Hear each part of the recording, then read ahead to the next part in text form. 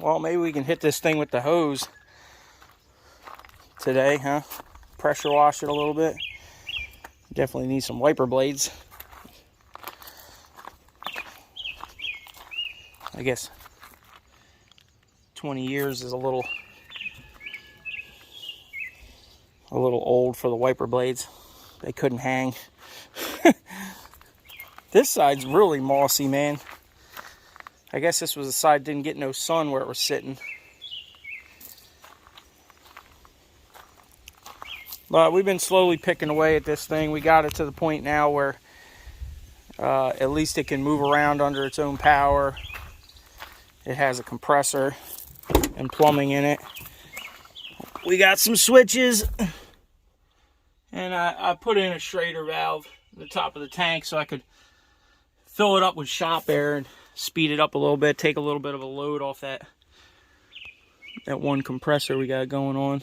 Still smells like mice. We still got floors to fix.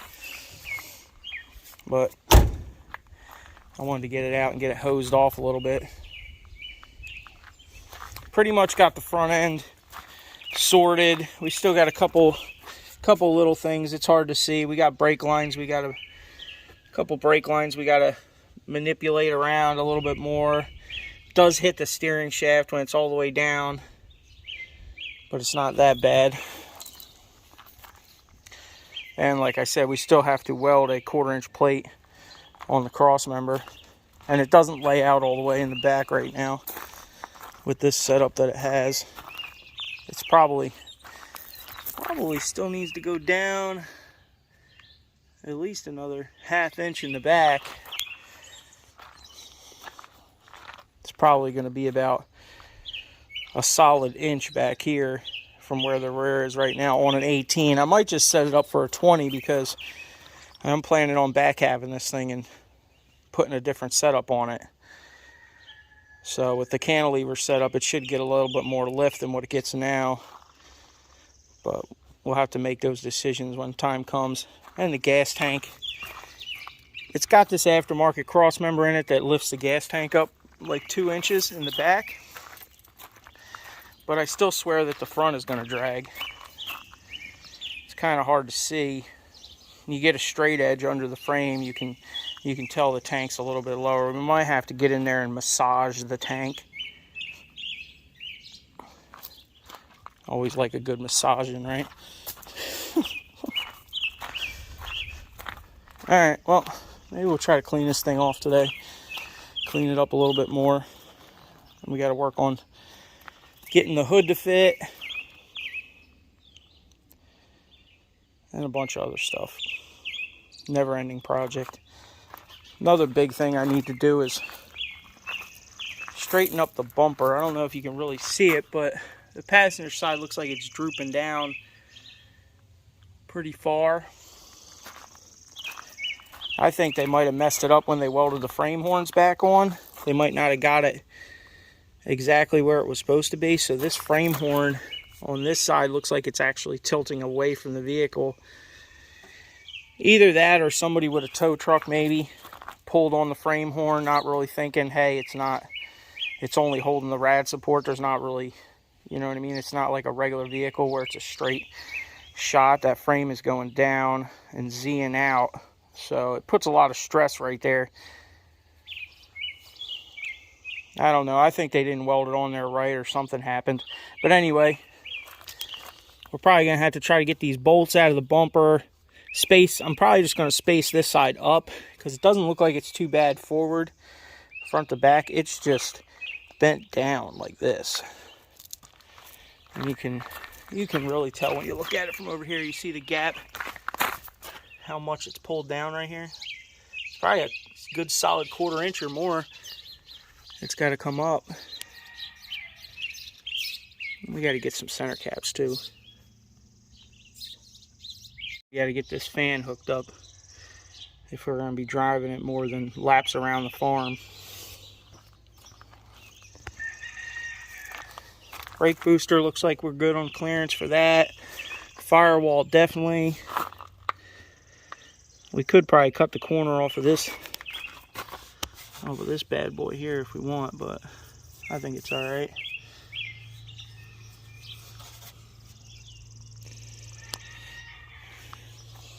keep plugging away at it. I mean, they did a pretty good job of centering that wheel and moving the cab back that 1/2 inch when they did the body drop. It does center that wheel up a lot more. Usually they're buried in the firewall if you don't do that. And this is the type of stuff you got to watch out with these trucks. You see that? That guy right there. All you got to do is put that right under there, and you totally destroy it. Guess we'll see if we can knock some of the funk off this thing.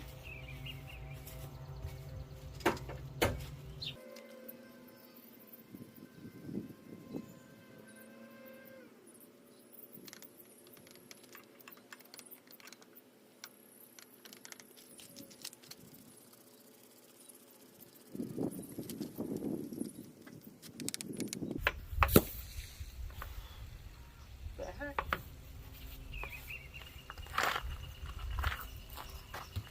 Oh, geez. Totally popped off.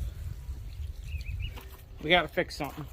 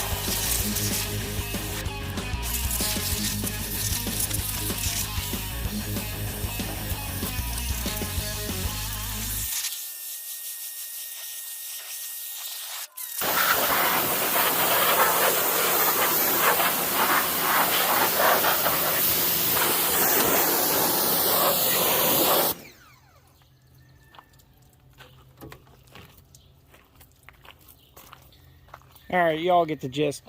We're spraying it with a hose. Rhododendrons are still going. And the bees are on them. Well, we got it hosed down. We hit in the door jambs. I think I got to hit the bottom of this door still. Actually, probably the whole door. We did the door jambs a little bit. Try not to get it too wet in there. You know. But those wheels are definitely going to take some scrubbing, but I'm sure they'll look pretty good once they get the inside barrels get scrubbed off, and probably have to take them back off and scrub them. But we got the windshield cleaner and the visor, sprayed all the dirt off. We still got some stragglers. Like I said, doing door jambs. Probably have to hit them again. I'm going to let it sit out here with the door open for a while, let it dry off. And then I guess I'll probably try to get the hood on it and get that air cleaner mounted down. Let that dry off. Get that air cleaner mounted and get the hood on it. Put the front end back together, straighten this bumper up. And then we still got the floor inside to patch, and I'm going to have to start on the back half. Cutting the back of the frame off and putting my frame on there that I have down back. I have a cantilever setup that I started building years ago. So I might as well put it on here and make it work, right? I got probably about 40 or 50 hours into that setup down there, so might as well get my time out of it, huh? All right, we'll leave it out here jacked up, aired up, see if it stays up for a few hours. Still got to get used to, we got to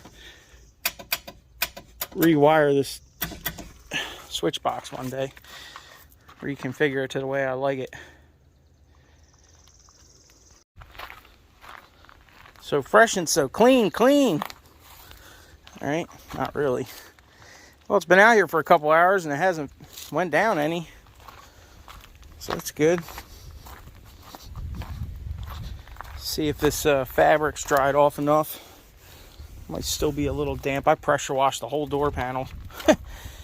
But all right, keep pegging away at it and get this sucker back on the road eventually, huh? Definitely got to get these raspberries in the ground this weekend.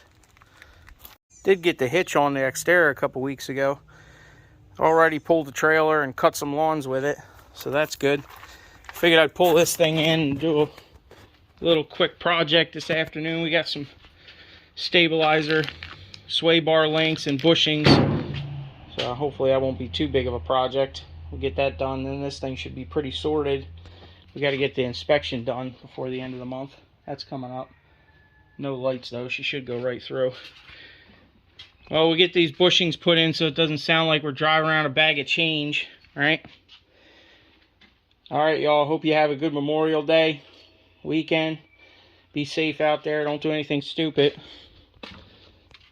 We'll see you guys on the next one. Maybe one of these days we'll actually go use these mud trains for some actual mud. Not the Dollar General parking lot.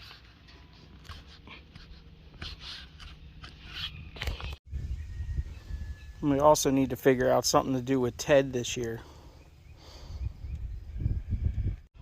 This thing got overheated, but it didn't blow the head gasket because it never loses any coolant, and it's not smoking out of the exhaust. But it must have got so hot with such crappy oil in it that it just cooked one of the pistons. I haven't done a compression test on it, but I mean, you can tell when it runs. It's not happy. Let's see if it'll start. It's got a solar panel on it, so. Pump's chooching.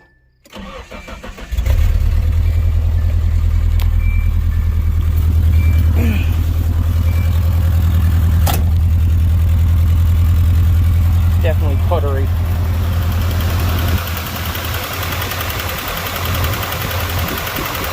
Not happy, that's for sure. I have a spare engine, I might just swap it.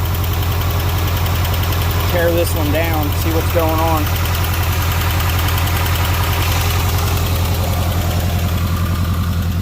It's still a solid truck. It's got good tires on it. You know, the bed's starting to get a little rusty, but I mean, it's a solid truck. You know, solid enough. This side could use some attention real quick.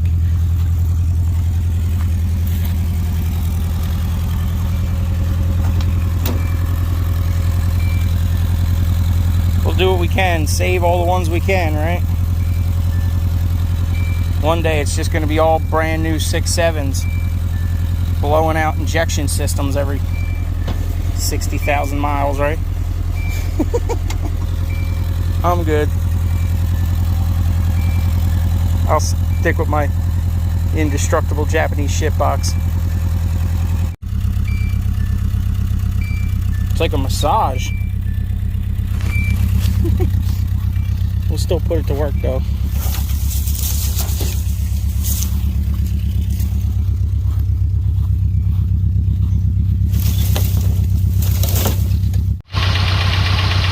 You guys let me know what you think. Changed a couple suspect plug wires, but I know a compression test, but here's your compression test.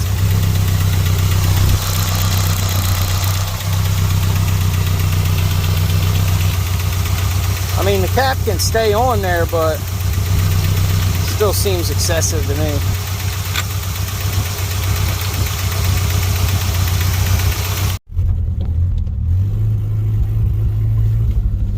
Definitely just missing.